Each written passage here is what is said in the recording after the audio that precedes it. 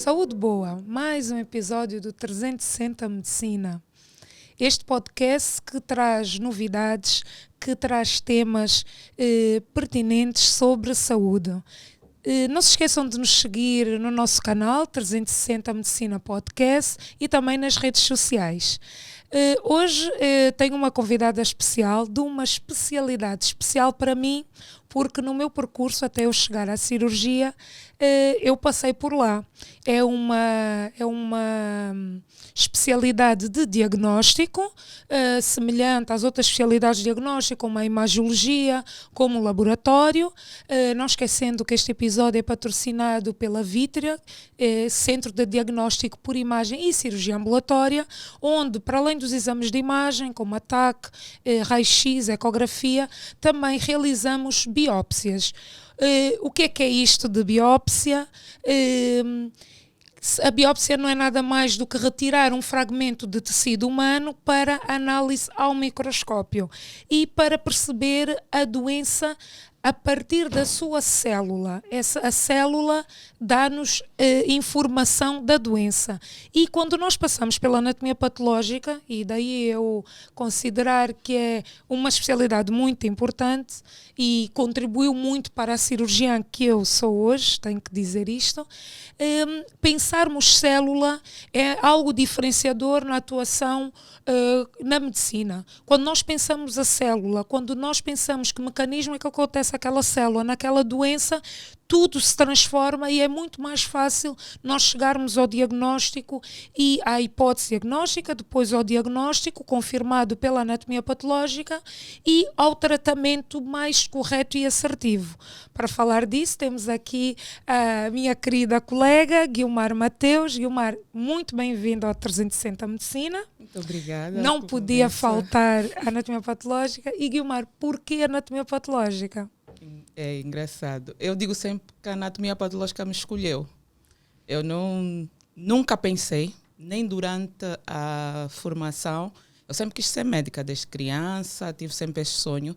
Mas durante a minha formação nunca tive nenhuma pretensão, nem nenhum sonho em fazer anatomia patológica. Aí termino a licenciatura, começa aquela corrida em ser especialista e eu estava para fazer a gastroenterologia. E a gastroenterologia, sabes, tem muita relação também com a anatomia patológica, mas nem aí, nem aí eu tive sonho. Mas por necessidade da instituição que eu trabalho hoje, foi colocada essa opção e eu abracei com aqueles medos de estar a fazer uma coisa nova e confesso, o primeiro ano foi muito difícil porque aquilo que nós vimos na faculdade é completamente diferente da anatomia patológica como ela é realmente. Então, o primeiro ano foi assim, um ano de muita dúvida, consigo, faço, é isso mesmo, mas tive excelentes professores, excelentes colegas e apaixonei-me mesmo.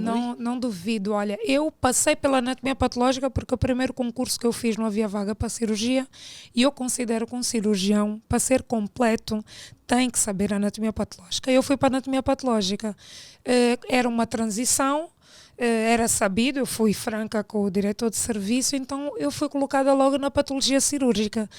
E a mim abriu-me assim os horizontes e hoje na minha prática clínica, hoje na Vitria, nós recebemos muitos pedidos de biópsia, ou seja, eu como cirurgiã realizo as biópsias, pedidos dos colegas das áreas médicas e eu vejo que muitos colegas às vezes não conseguem perceber, ou seja, querem chegar a um diagnóstico, mas aquele caminho não vai lá dar.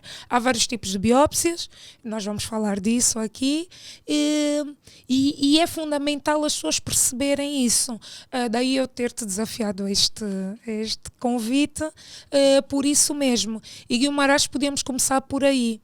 Que tipo de biópsias, assim, no geral, pronto, eu já expliquei que a biópsia é retirar um bocadinho de tecido, não é? Para analisar as células, falando assim, muito básico. Mas que tipo de biópsias temos e para que servem?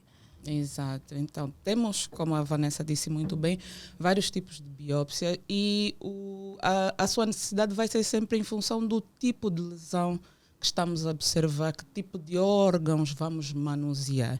Por exemplo, a tireoide é um órgão que nós usamos a biópsia ou a punção aspirativa por agulha fina. Por quê? Porque o próprio tecido em si não nos permite retirar um pedaço maior como das biópsias por agulha grossa, as biópsias incisionais. Então, há uma necessidade de estar restrita a um tipo de procedimento, que é a biópsia aspirativa por agulha fina. A conhecida BAF. A conhecida Os BAF. doentes às vezes ligam, é para fazer uma BAF. Não sabem, mas é exatamente isso. Exatamente isso. E nesse tipo de biópsia nós vamos observar apenas as células. Que tipo de células tem naquela amostra e o comportamento dessas células. Estão em número aumentado ou não? Estão aumentados porque é um processo inflamatório? É um processo infeccioso? Se é um processo infeccioso, que tipo de micro-organismo está implicado nessa situação?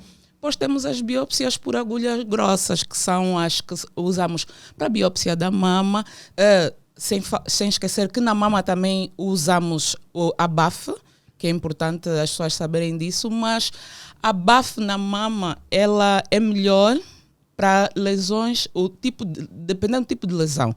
Temos uma lesão quística, o conteúdo dessa lesão é líquido. Aí enquadra-se bem a BAF, que nós vamos aspirar esse líquido e vamos ver que tipo de células nós temos nesse líquido. Mas se tivermos uma lesão predominantemente sólida, a BAF já não é a melhor opção. Não quer dizer que não se faça, mas não é a melhor opção, não é aquela que vai ajudar realmente o colega a definir uma boa conduta. Então, para lesões sólidas da mama, do fígado, partes moles, órgãos intraabdominais que dá para ter acesso por biópsia, então é sempre melhor a biópsia por agulha grossa ou excisional. Por quê? Porque aí não é importante só olhar o tipo de célula que tem aí, é importante ver a arquitetura desse tecido, o que é que está distorcido, o que é que não está, e o comportamento das lesões repetem-se, geralmente são inflamatórias, infecciosas ou tumorais, e tumoral se é benigno ou maligno. Então, às vezes ficar restrito a uma aspiração, nem sempre tu vais ter essa informação toda. Então, o tipo de biópsia vai sempre ser em função do tipo de lesão que tu tens. E é importante os médicos também começarmos a interagir. Às vezes nós fazemos um pedido, encaminhamos, mas se tu ligares às vezes para um colega que vai realizar esse procedimento, ele até pode te orientar. Vai dizer, não, colega, eu vejo aqui no relatório que a lesão até é sólida e tu estás a pedir um BAF, eu sugiro que o colega veja bem, se não é melhor fazermos uma biópsia por agulha grossa, se não é melhor fazermos uma biópsia incisional, no caso de lesão de pele, porque, como a Vanessa disse bem, há esta pequena confusão que às vezes o colega não sabe bem o caminho a percorrer até chegar ao procedimento. É isso. Não, e há órgãos que, por exemplo, tu falaste da tireoide. A tireoide geralmente em termos de biópsia é por agulha fina, não se faz biópsia nem incisional, nem excisional. Geralmente as glândulas, à exceção da glândula mamária, que é uma glândula à parte, não se usa, mas vê-se muitos pedidos. Isso não acontece só na anatomia patológica, na própria imagiologia é isso. Às vezes o colega não descreve. Eu não sei, quando eu estava na faculdade havia um mito urbano que era, não, se eu escrever lá a minha hipótese diagnóstica, o colega vai logo afirmar, se pelo amor de Deus, quer dizer, omitir informação, ou então descrever mesmo o caso clínico, porque também qualquer área de diagnóstico precisa da informação clínica. Não é? E sobre isso, uma coisa importante que eu gostaria de falar, nós não analisamos o caso de forma isolada.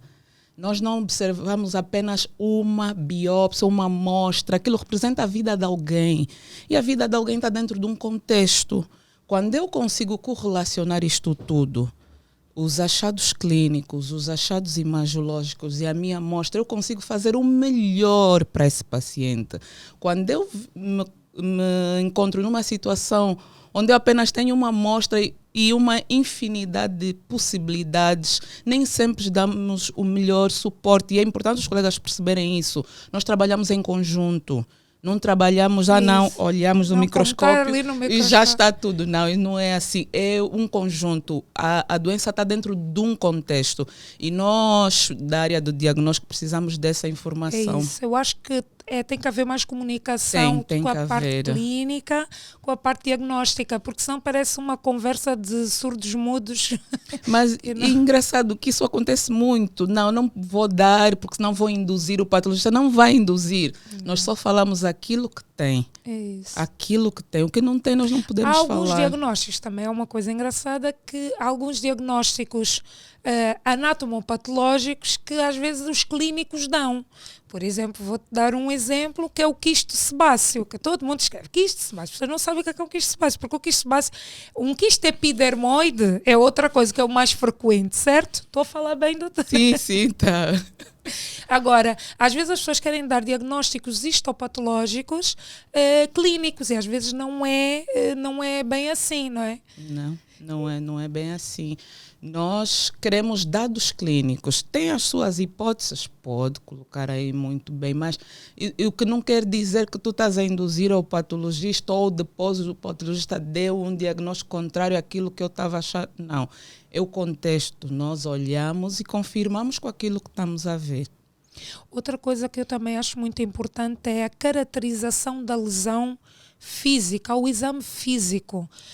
As pessoas têm que orientar em localização topográfica, tamanho, consistência, se é uma lesão elevada, abaulada, o aspecto. Se é única, se são múltiplas, exatamente. Principalmente em dermatologia, que infelizmente, eu digo infelizmente, porque em termos de padrões morfológicos, elas são muito parecidas, mas depois elas são enquadradas em grupos consoante muitas vezes aos dados clínicos que os colegas nos dão. Então, quando tu não tens nenhuma descrição de nada disso que acabaste bem de falar, localização, cor da lesão, bordos da lesão, consistência, se é múltipla, se é única, os colegas não têm noção, mas faz uma diferença enorme. Eu consigo imaginar os colegas de diagnóstico a entender o que eu estou a falar, sim, porque eles passam pelo mesma coisa que receber um pedido de ecografia sem dados nenhum. Não é fácil e é necessário isso, é necessário. Vai ajudar o médico, vai ajudar o doente, não vai induzir a nada, porque aquilo que não é, não é. E aquilo que é.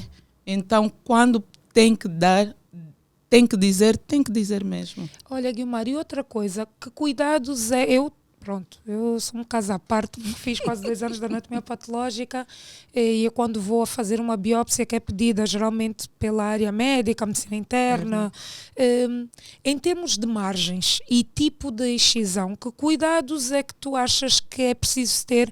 Quero que fales 2 coisas, a como se retirar a lesão e como conservar a lesão até a chegar ao laboratório de anatomia patológica. Às vezes não vai no mesmo dia. Sim. Fala um bocadinho disso. Então, isso é ótimo. Isso é ótimo porque nós quando recebemos, dá-se um bocadinho de tristeza.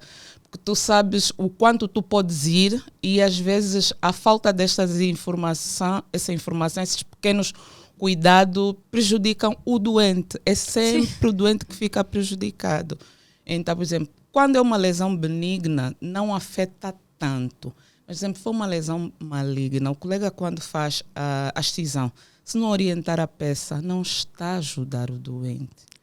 Porque essa lesão foi retirada em algum lugar que tem uma margem superior, uma inferior, uma profunda, uma lateral e uma medial.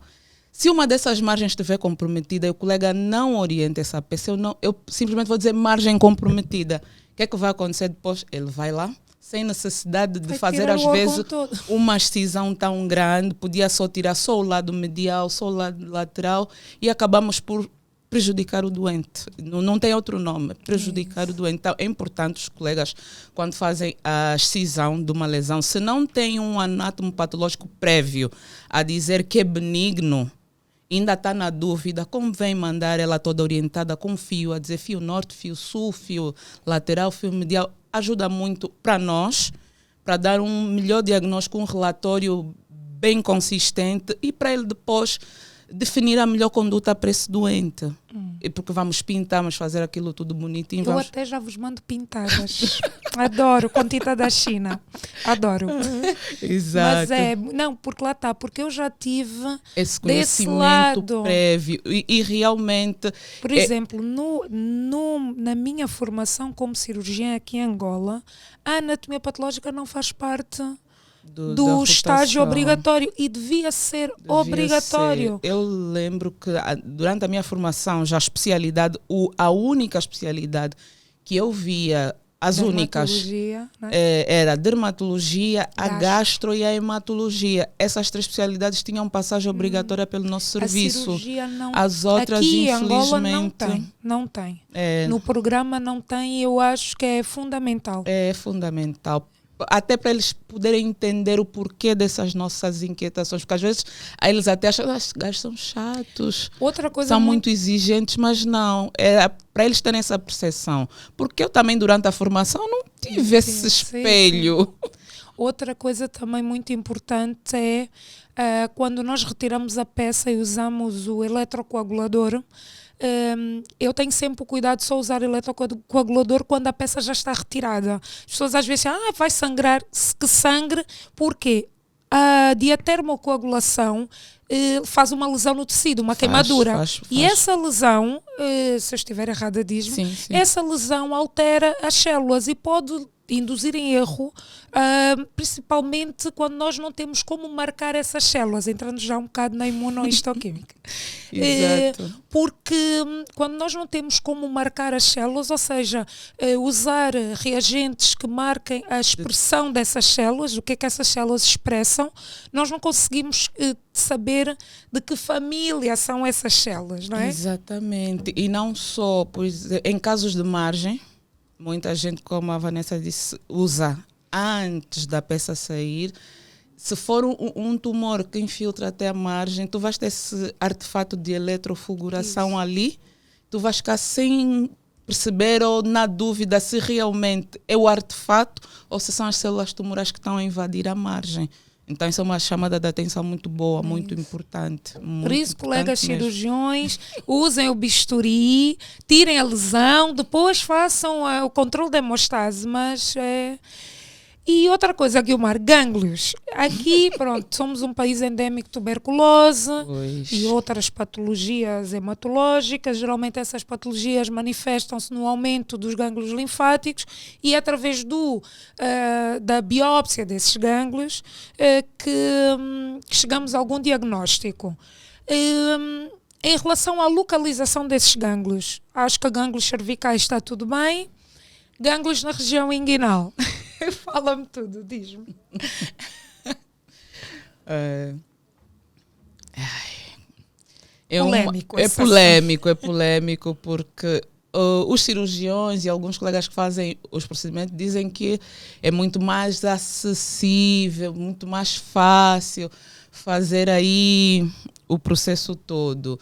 Mas é assim, é importante ver onde, se a doença não for predominantemente ganglionar, é importante ver onde está a doença, porque não faz sentido, se tu achas que a doença, por exemplo, é no pulmão, procurar um gânglio inguinal, não faz sentido. E por outro lado, dependendo do tipo de doença que tu queres analisar, as doenças têm várias fases de evolução. Tem uma fase que é predominantemente inflamatória, outra fase que a doença já está consolidada como tal. Nessa fase que é aguda, que é mais inflamatória, o padrão de doença é quase igual para todos. Por exemplo, se for o gânglio, tu vais ver o quê? Linfócitos em vários estadios de maturação. Isso é igual para todo mundo. Se for uma tuberculose, ela ainda não formou os granulomas que nós conhecemos, os granulomas caseosos, que são pactognomon da doença, tu só vais ter um processo inflamatório, não vais ter uma doença granulomatosa infecciosa. Então, a informação não é suficiente. O gânglio, ele é muito bom para analisar quando tu consegues ver a estrutura deste gânglio. vais ver a arquitetura deste Isso é gânglio. preciso retirar o gânglio todo com a sua cápsula. Com a Também é sua outra cápsula. coisa importante. Importantíssima, porque nas doenças neoplásicas é importante tu dizeres ao cirurgião ou o colega que está a conduzir o caso se tem infiltração ou não desta cápsula.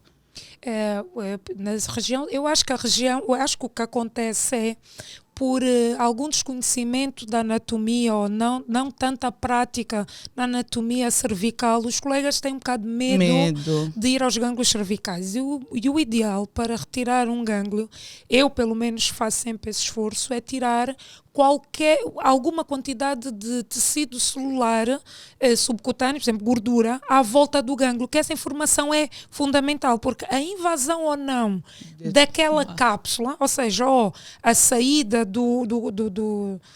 da lesão de dentro, ultrapassar, né, a cápsula, isso é uma informação muito importante para vocês.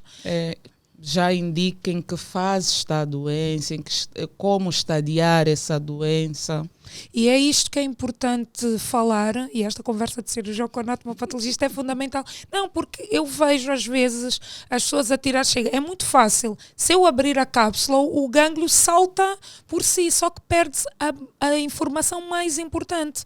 No gânglio é o tipo de células, a formação já não me lembro bem, mas a formação dos linfonodos, não é? Do tecido, e depois a sua relação desse tecido infiltrativo com a cápsula, né? Se ultrapassa, se invade vasos circundantes. É uma coisa que eu queria chamar a atenção, os cirurgiões têm uma curiosidade imensa, estarem a abrir as peças. Eu posso, porque eu sei abrir. Não, mas não eu não faço isso. Não faço. Eu nunca fiz exatamente por isso. Não façam isso. Porque as pessoas não sabem como abrir as peças, principalmente nas vesículas. Eu vejo, os cirurgiões mais velhos gostam muito de ver as pedras, pôr as pedras num frasquinho. Cuidar ao doente. Primeiro, colegas, é crime, pelo menos lá fora é, aqui não sei, material biológico não se dá ao doente, pedras não se dá ao doente. Verdade ou mentira, doutora? Não, isso não se faz, isso era no tempo do Caparandanda, agora já não se faz isso. Mas é isso, abrir as peças prejudica a avaliação, principalmente macroscópica, não é? Macroscópica, porque a peça fica distorcida após a fixação. Acho que eu pulei também um bocadinho. A Vanessa perguntou como é que transporta depois, como é que se faz depois de retirar. Nós temos um reagente, que é o formol, de preferência o tamponado, que é a 10%, porque ele vai preservar, vai fixar a peça e ao mesmo tempo vai preservar toda a sua estrutura. E vai mantê-la viável para todo o processamento, para decorrer todo o exame anatomopatológico, e depois vai possibilitar fazer exames complementares. O que é que acontece se eu não coloco esse fixador? A peça, a partir do momento que sai do organismo, ele perde a irrigação e começa o processo de isquemia, autólise. E a peça começa, em termos leigos, a apodrecer. E torna-se inviável para análise. Se conseguir ter alguma viabilidade depois, se eu precisar de fazer algum estudo complementar, alguma coloração especial, ou até estado... mesmo para fixarem, depois, se a fixação não é ótima... todo o resto do processo é prejudicado. Todo o resto do processo é prejudicado. Então, nós usamos esse formol para as peças, para as biópsias, para as citologias. Dependendo do material, às vezes nós preferimos que se mande o conteúdo puro, conservado em refrigeração, de preferência... Mas já na lâmina... Se for na lâmina, é fixar em álcool. Se o colega tiver o traquejo, a expertise em fazer a lâmina, pode fazer já e fixa. Eu fixo também com um bocado de laque. Não faço isso. Fixo, fica muito bom, sério. E não tem problema. É sério, porque depois com o álcool, a sério, um dia vou-te mostrar. Não tem problema nenhum, não altera nada, porque não se vê. E fixa, quando a lâmina não é fixante. Fala sério, e não se vê. Não tem... Vou-te mandar umas biópsias. Só vendo. Não tem problema. Porque os fixadores, aqueles fixadores de spray, é isso. É o mesmo princípio. Quando não tens uma coisa, podes fixar e depois ponho em álcool. Realmente ponho em álcool E quem vê não reclama. Não altera. Não altera. E não sou a única a fazer isso. Mas o ideal pode ser uma alternativa. O ideal é fixar em álcool. É álcool para as citologias. Em que porcentagem de álcool? Pode ser álcool absoluto a 96, 97%. Se fizer a lâmina, se não fizer a lâmina, não tiver lâminas para fazer, colocar sempre o líquido puro, não misturar com nada, colocar em refrigeração e o máximo 24 horas transportar essa amostra para o local onde ele vai ser processado, porque há amostras que têm que ser centrifugadas primeiro, então há essa necessidade de não misturar com nada para se poder obter o material necessário. Se fez a lâmina, fixa, está ali, está fixada, está tudo bem, transporta de qualquer forma, não precisa. Há colegas têm muita dúvida se depois de fazer a lâmina precisa colocar na geleira, se não, não há necessidade. Está fixado, está ótimo. É só ter atenção ao prazo, porque depois de um tempo eles começam a perder as suas características e a visualização já não é das melhores, já interfere no diagnóstico. Quanto tempo, mais ou menos, Guilmar? Por exemplo, uma biópsia feita numa sexta-feira à tarde. Não, a fixação em formol tens um prazo de 72 horas para entregar. Este é o ideal, não quer dizer que se a peça ou a biópsia ficar um mês em formol vai estragar, não. O problema não. também às vezes é a proporção do formol em relação à peça. Às vezes eu vejo pôr em frascos muito pequenos, onde a peça não fica... O ideal até é pegar na peça e fixá-la numa cortiça ou num esferovite e embeber tudo isso para ela ficar logo esticada com os alfinetes, ela fica direitinha quando vai... Se tiver bem é assim, o ideal é teres um volume 20 vezes maior do que o tamanho da amostra, para garantir uma boa fixação. Aí tudo bem. O ideal em termos de envio para o processamento são 72 horas. Por quê? Porque o formol também ele depois começa a fazer o processo de auto-superfixação e se for necessário fazer um estudo adicional como a imunohistoquímica, eu posso perder a expressão que eu quero desse material porque ele foi super fixado. Não necessariamente que a reação não deu, não necessariamente que a reação foi negativa, mas houve um processo de superfixação. Mas se for por exemplo, está noutra província, está noutra localidade, pronto, é o que temos. Melhor, mas se estiver próximo, não exceder o prazo de 72 horas para o processamento, para evitar esses e nas peças cirúrgicas maiores, sei lá, uma peça de uma gastrectomia subtotal ou total, um cólon, quais são assim as recomendações cirúrgicas num tumor, vá? Muito boa. Vamos começar, tumor do cólon direito, vá. Muito boa. Olha, é sempre o problema de sempre margens, margem proximal, margem distal. Quais são as margens assim ideais em termos na cirurgia? Pronto, a nossa distância na cirurgia é um bocado maior do que quando ele fixa, encolhe um bocadinho, um bocadinho, um pouco. Olha, 5 centímetros já é uma boa margem. Já é uma margem. Há situações que dá para fazer mais, muito mais. Isso vai depender de como está o órgão, a localização da lesão. Mas 5 centímetros já é uma margem boa. Mas há situações que não dá. Isso não quer dizer que não seja, não fiz isso e não dá. Não. Dá para fazer, desde que tenham a certeza que houve realmente uma margem que depois não vá comprometer a própria cirurgia e o próprio processo depois de seguimento do próprio doente. Mas é importante enviar margem proximal, identificá-las, porque depois a pessoa não sabe. Não, eu enviei. Não, nós precisamos de saber está identificada com um grampo, com um fio de sutura, alguma coisa. Tem que estar identificada. Depois, são as margens radiais também, porque essa informação é toda válida. é toda válida, não só para mim, principalmente para o cirurgião que depois vai fazer esse acompanhamento, porque para estadiar, isso tudo tem implicações. A margem, a quantidade de gordura pericólica que foi retirada, para eu retirar os gânglios daí e poder dizer se tem metástase ou não. Isso tudo é muito, muito, muito importante. Qual é o número mínimo de gânglios escolhidos para tu classificares uma peça como uma peça bem retirada? Atualmente 10. 10, ok. Atualmente 10. No cólon? No cólon, atualmente 10. O estômago 10. É um bocado mais complexo. O estômago. E é um pouco mais difícil também. Tanto que nós já por causa da dificuldade mesmo em retirar 10 não, 12. 12, okay. Minto, 12, são 12 gânglios.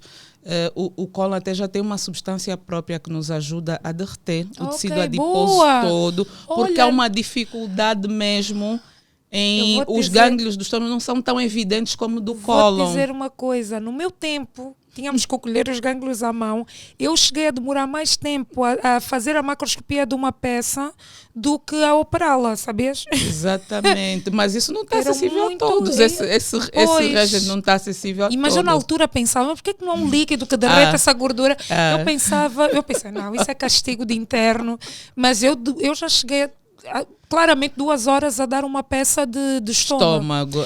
É só para o estômago mesmo, por causa dessa dificuldade que existe. Não, e o estômago também, depois, há muito poucos cirurgiões, sei lá, acho que os oncológicos todos fazem isso bem. Quando retiramos os gânglios, nós temos que identificar logo em que área é que nós estamos a retirar os gânglios, porque às vezes a gente tira a peça, mas depois ainda fica um bocado de epíplon, então nós temos que retirar e identificar se é na pequena curvatura, se é na grande curvatura, quer dizer, onde é que esse gânglio estava. É importante, porque depois... Acho não, o vosso tratamento vai depender disso. Qual é tem metástase, ok, mas metástase da onde? Sim, grande, da pequena? Isso principalmente tudo. Aqui em Angola, que a oncologia, em termos de quimioterapia e radioterapia, é cara, é difícil, não está acessível a qualquer pessoa. Eu sou a favor, eu como cirurgiã, eu não sou cirurgiã oncológica, sou cirurgiã geral, mas eu sou a favor de que se eu não tenho acesso a uma quimioterapia variada, aliás, parte logo do princípio que a anatomia patológica não me faz imunohistoquímica. Para mim, esse diagnóstico está incompleto. Podes dizer tu o que tu quiseres, discutimos aqui, está incompleto. Porquê? Porque hoje em dia um oncologista precisa dessa informação para decidir a choparada, o shop daqui, shop dali, pronto.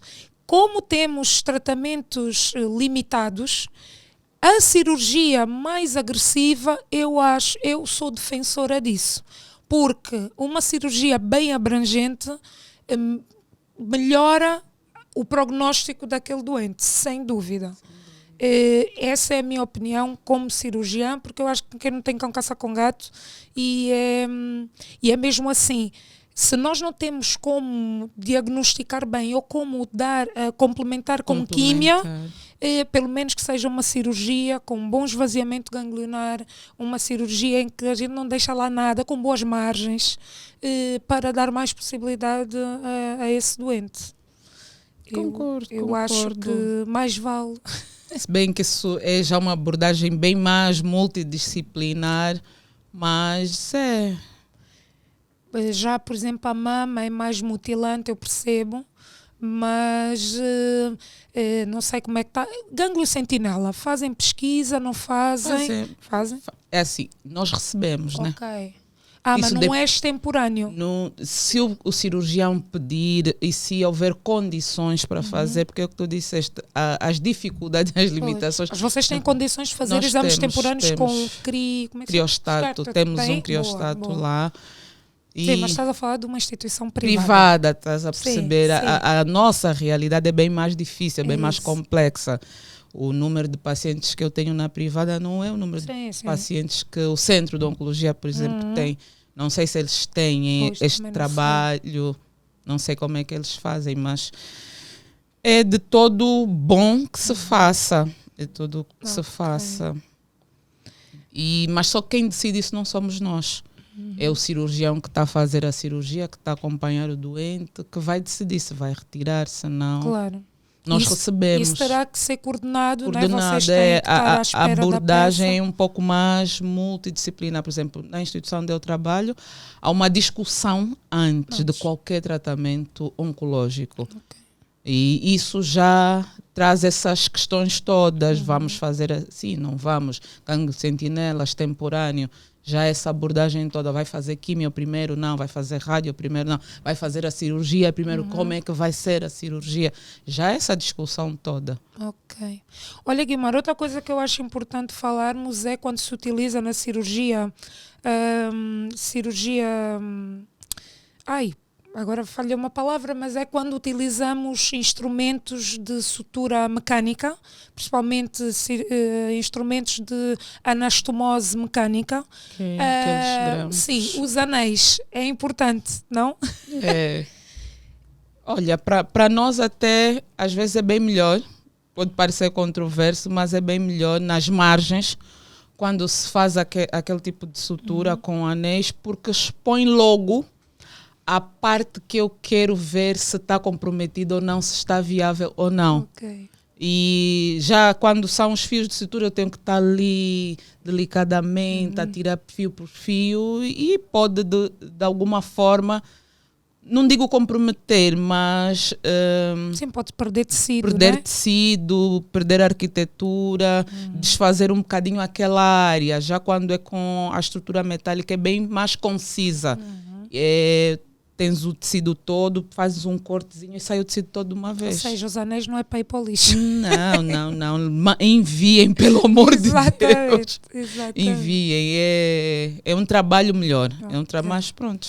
Guilmar, eu sei que trabalhas numa instituição privada, deves ter um padrão de doentes um bocadinho diferente da instituição pública, mas dentro da patologia toda que tu recebes, quer gastro, quer ginecológica, qual é o maior volume de patologia? Ou seja, qual é a patologia mais prevalente? É infecciosa? É tumoral? É inflamatória infecciosa. Os tumores temos, mas não é. Acho que dos 100% do que nós temos tumores devem estar aí uns 15%. E Deve ser ao contrário de onde tu te formaste. É uma amostra bem maior e bem mais dividida. E é diferente. É um perfil de doente diferente, porque onde eu me formei era um hospital público e terciário, extremamente grande, com todas as valências, com tudo para os outros colegas que enviam a amostra para nós também trabalharem. Okay. Isso também representa uma diferença muito grande. Se tu não tens não tens como. É isso. Isso Mas faz então é mais patologia infecciosa. Infecciosa e inflamatória. Por exemplo, a gastro é das especialidades que mais envia para nós. Então, nós temos muito mais gastrite por Helicobacter pylori do que adenocarcinomas, tanto do estômago como do cólon. Cólon, então, deves ter pouquíssimos, não é? Não tanto. Não? São os que mais temos. Tem mais do que gástricos? Sim. Temos Okay. muito mais do que gastro. Temos. Vão aparecendo também alguns linfomas. Mas tumores que adenocarcinomas do cólon ou pólipos? Não, adenocarcinomas mesmo. Okay. Os pólipos vamos variando entre os pólipos hiperplásicos, os adenomas tubulares, mas temos mesmo adenocarcinomas. Engraçado, porque isso já reflete uma evolução, não é evolução porque não é uma coisa boa, mas isso reflete muito a nossa alimentação de hoje em dia, porque eu não sei, se formos falar com cirurgiões que já estão na reforma, eu aposto que eles operaram muito poucos tumores do cólon, porque a nossa alimentação não... Temos tanto que eu acho que se vi 2 gastrectomias, 2 ou 3 durante o tempo, depois de me formar na instituição onde eu trabalho, foi muito. Engraçado. Mas já adenocarcinomas do cólon. Olha, ao contrário. E peças do cólon. Onde eu trabalhei era diferente. Era um hospital público. Temos muito mais tumores gástricos. Mas muito mais. Apesar de ser uma instituição militar, muito mais homens do que mulheres. O perfil também do doente conta. Os cuidados que as pessoas têm, o tipo de alimentação, os fatores de riscos envolvidos nisso, o militar consome mais álcool, fuma mais Talvez. cigarro. Sim, Então, talvez. Sim. são perfis um bocadinho diferentes. Porque, olhando para aquilo que causa, 10% é genético e 90% são fatores de riscos que nós podemos evitar. Então, olhando o perfil de doentes das duas instituições, pode ou não estar relacionado a isso. Mas temos, olha, da gastro é mais gastrites por Helicobacter pylori, uns 10% vão aparecendo algumas neoplasias. A gineco, temos muitos pólipos endocervicais, muitos pólipos endometriais, vão aparecendo já alguns tumores e começa a me preocupar é que cada vez em pacientes mais jovens, isso começa a me preocupar mesmo do muito. Colo do útero ou do colo do útero, endométrio? do endométrio, do colo do útero deixa mais triste ainda porque nós hoje temos como prevenir. Isso. Eu acho que é o único tumor neste momento no mundo que nós conseguimos evitar com vacina, com uso de preservativo e com rastreio, fazendo o Papa Nicolau. É um exame relativamente barato em relação aos outros exames de rastreio. E então tu começas a ver em mulheres cada vez mais jovens e entristece porque consegue-se prevenir. Pois. E próstata tem muitos também, né? Tem muito adenocarcinoma da próstata. Isso é que eu acho que nós aqui estamos a ganhar. Muito carcinoma da mama, tem muito. Também. Olha, dos nossos tumores, a maioria é mama e próstata. Tem muito mesmo. E também indivíduos cada vez mais novos e em estadio muito avançado, por incrível que pareça. Pois. Até aí eu já consigo associar um bocadinho um componente genético, não tanto só os fatores de risco. Tu precisas de ter alguma mutação no teu gene para tu desenvolveres um tumor muito cedo e ele ter uma evolução tão rápida. Um indivíduo de 43 anos já ter um tumor em estadio terminal não pode ser só fatores de risco. Também pronto, as pessoas vão muito tarde ao médico. Exato. E imunohistoquímica é que muito limitado. Vamos tendo, mas ainda temos muitas limitações e muitas dificuldades. Por ser um exame caro, nós infelizmente não temos produção nacional, então vem de fora. Então isso encarece muito o exame. Mas ou seja, o exame é feito fora, não. O exame é feito aqui. Na instituição do trabalho, o reagente é que vem de fora, mas nós fazemos tudo aqui. Temos as nossas técnicas boas, não estou aqui a me gabar, mas eu confio no trabalho delas. Sim. E quando fazemos... E faz-se mesmo cá. Agora falaste das técnicas, tenho uma curiosidade. Como é que vocês aqui estão organizados? A macroscopia são vocês médicos que fazem? São os técnicos que fazem? Como é que, quando entra uma peça, como é que é o processo? No serviço onde eu trabalho, são mesmo os médicos. Aqui é um procedimento médico. O técnico pode nos dar auxílio a escrever ou a preparar o material, mas somos nós que fazemos. O técnico, para estar habilitado para fazer, tem que ter mesmo formação em macroscopia. Porque a peça, as biópsias não são tão delicadas, mas a peça cirúrgica é muito delicada, porque 50% do diagnóstico está aí. Sim. 50%. Mas como eu sei que há muitos países em que já os técnicos mas são técnicos formados. Há uma pós-graduação em macroscopia. Esse técnico, sim, está habilitado e é seguro deixá-lo fazer. Se não há essa formação... É muito arriscado mesmo, porque 50% está aí. Eu, quando ouço um patologista dizer que a macroscopia não é importante, olha, eu fico... Então, para isso também não é importante o cirurgião saber as margens e saber... Exatamente, tudo parte dali. Então, os técnicos só com pós-graduação em macroscopia. Senão é muito arriscado. Pois. É muito arriscado. Pois, eles é que fazem todo o processamento dos blocos. Histológicos, sim. Até a peça chega, é identificada, recebemos uma requisição do médico, observamos se está tudo bem escrito, se está condicionada de forma adequada, que é aquilo que falamos há bocado de estar em um frasco, bem bem fixada, com a quantidade suficiente de formol. Se não tiver a quantidade suficiente, nós acrescentamos mais um bocado. Deixa fixar mais um bocadinho. Mais um bocadinho. Algumas peças maiores, a necessidade de se fazer alguns cortes para permitir uma fixação melhor. Uma vez fixada, nós vamos na peça, retiramos aquilo que é importante representar para o exame microscópico, sai da macroscopia, vai para o processador histológico, vai para o corte, vai para a coloração e depois as lâminas vêm para nós e aí olhamos. Boa. É uma coisa bonita, fantástica. Não, eu adoro. Eu sou uma fã da anatomia patológica. Olha, Guilmar, eu acho que nós corremos assim quase tudo. Acho que mas tocamos falhou alguma aqui coisa? Porque a pessoa, à medida que vai respondendo, esquece. Não, mas basicamente é isso. Eu acho que deu para perceber a abrangência da anatomia patológica. Vocês basicamente têm que saber da pele, todos os órgãos. Há uma coisa que eu queria perguntar. Pronto, imunohistoquímica é um bocado limitada, mas colorações especiais. Não temos. Aliás, para o infeccioso é muito importante. Temos a coloração de Zinilson, que é para pesquisa de bacilos álcool-resistentes. Temos a coloração PAS, que é uma coloração que nos ajuda a delimitar membranas, a ver fungos, principalmente as esofagites por cândidas e outras infecções fúngicas. Tem outra coloração que chama GROC, que também é boa para ver fungos. Temos o vermelho Congo para as doenças de depósito, como a amiloidose.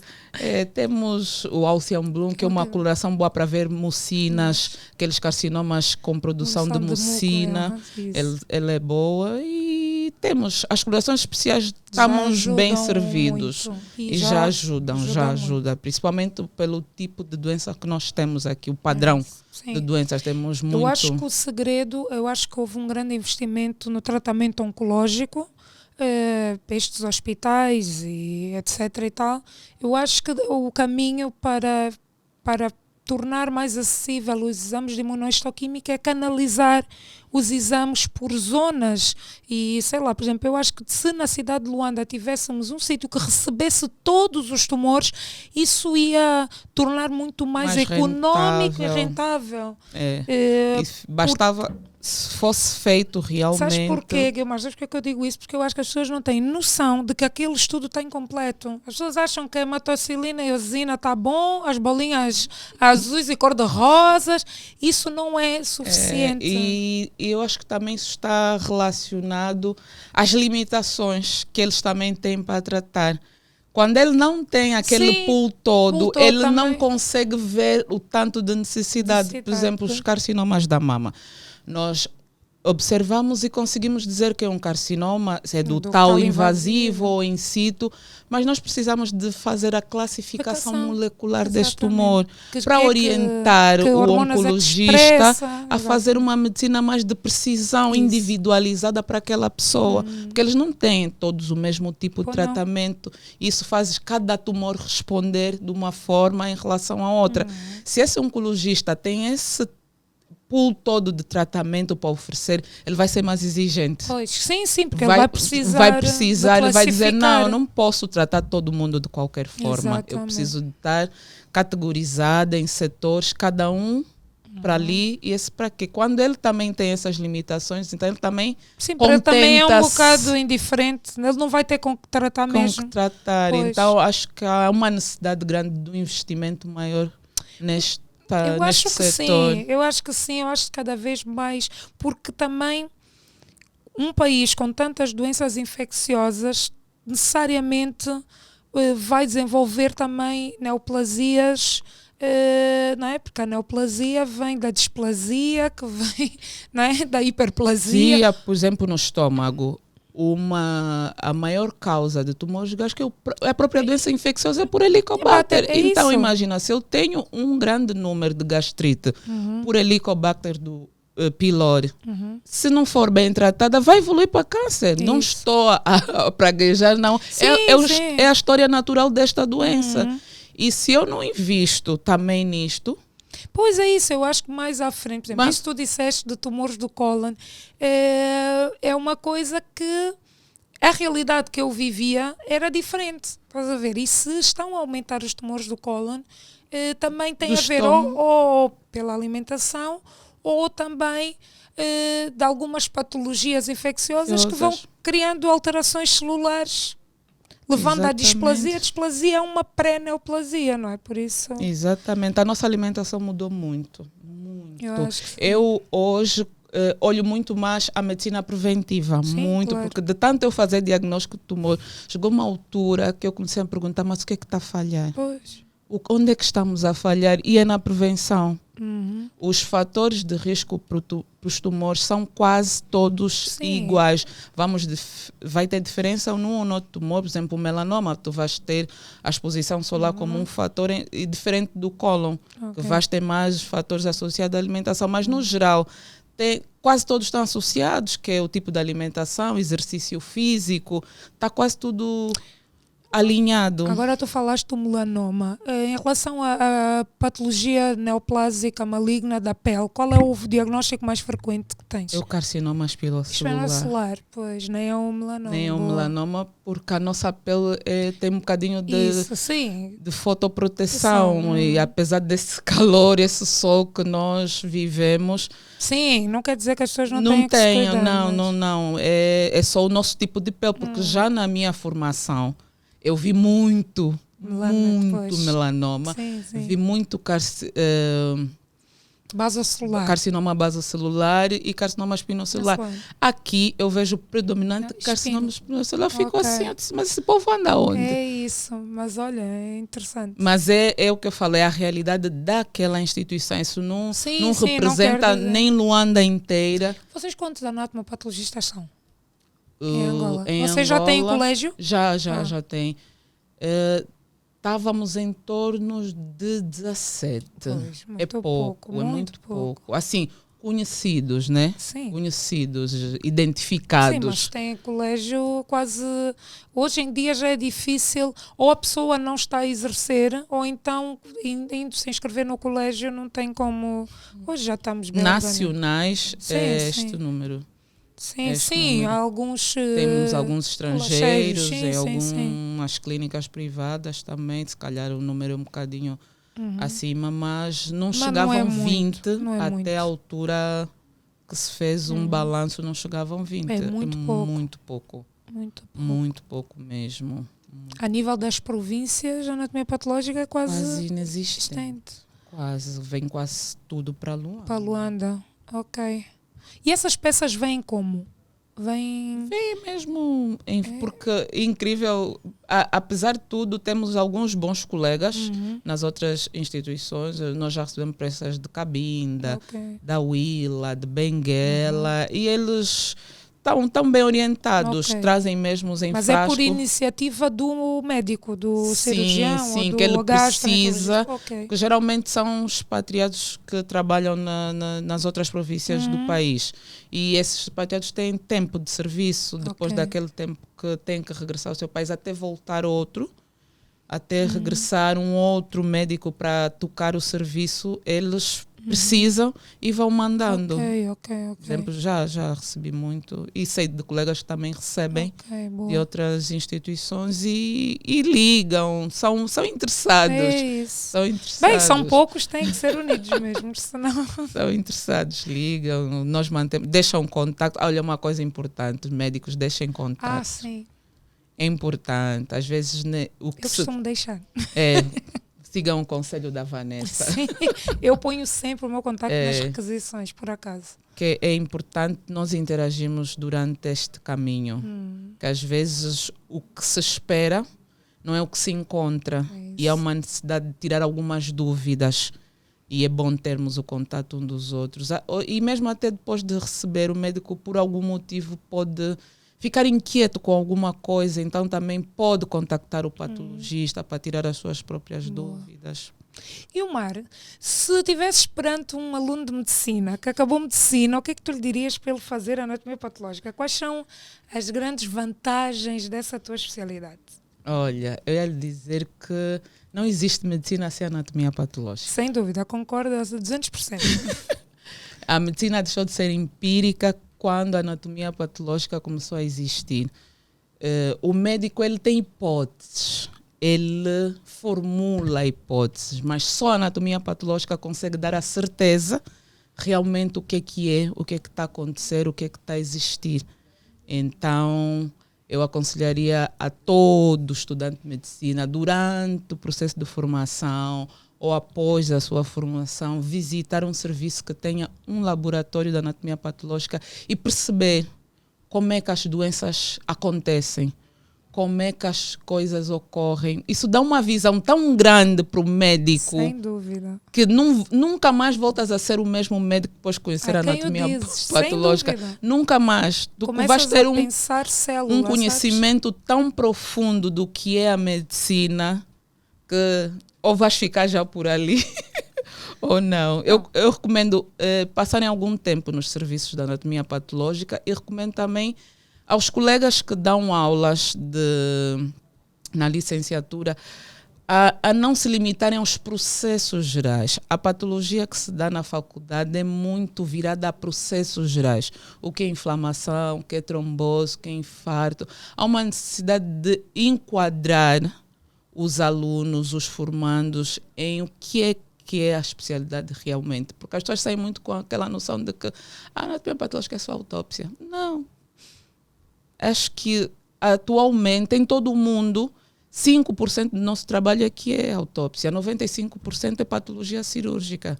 Porque hoje morre-se menos sem diagnóstico, então tu vais ter menos pedidos de autópsia, mas saber o que está a acontecer com a pessoa enquanto está viva é o que a medicina hoje quer fazer. Prolongar a vida dessa pessoa é o que a medicina está a fazer. E tu só consegues prolongar a vida, só consegues tratar uma pessoa de forma adequada se tu saberes o que essa pessoa tem.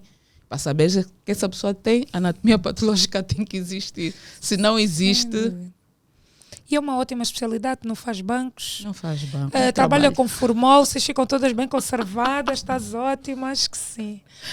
Guilmar, queres dizer mais alguma coisa? Eu acho que falamos tudo. Tudo. Fica sempre a saber pouco, mas podes voltar aqui mais vezes, podemos falar de outros temas. Acho que se calhar podemos abordar por temas, conseguimos esmiuçar mais cada coisa. Exatamente. Porque as dúvidas no meu dia a dia eu vejo que são muitas dos colegas. Há dúvidas em como preencher uma requisição.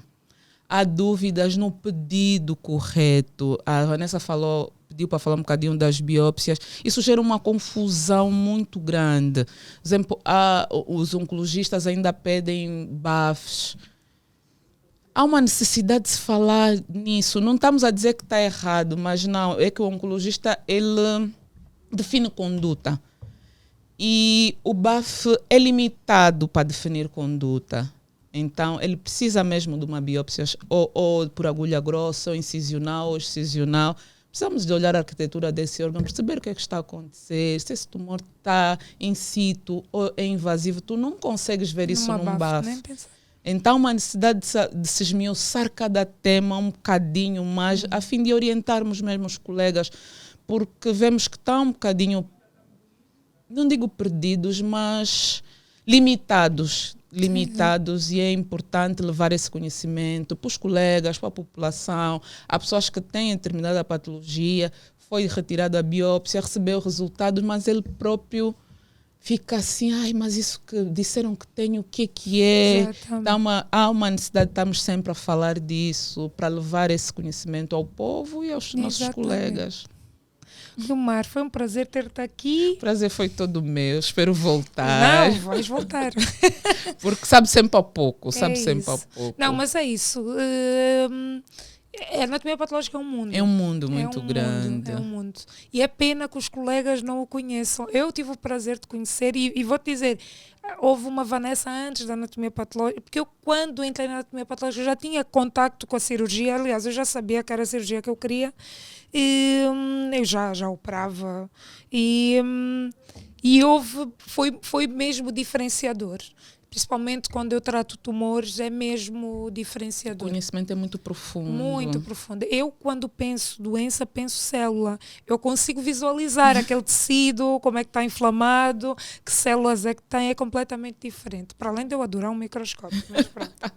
É muito bonita a anatomia patológica. Temos muito poucas pessoas que queiram fazer essa especialidade porque não conhecem o que se mostra durante a formação. Não é apaixonante. Pois não é. Nem passamos. Eu passei ainda aqui, eu fiz a licenciatura em medicina aqui, passamos, mas o que eu disse foi muito processos gerais e autópsias. Não é apaixonante para um estudante de medicina. Sim. Raras pessoas vão logo, têm logo essa inclusão, mas são raras. Tu não vês essa disputa para anatomia patológica como tu vês nas outras especialidades, cardiologia, gastro. Não. Então, há uma necessidade de inclusão desde a licenciatura em medicina, para as pessoas perceberem que especialidade é esta e qual é a importância dessa especialidade. Não, é fundamental. Eu sei anatomia patológica, não vivo. Foi mais um episódio de 360 Medicina, desta vez sobre uma especialidade para a qual eu sou apaixonada, que é a anatomia patológica, e vemos num próximo episódio. Uma saúde boa para todos.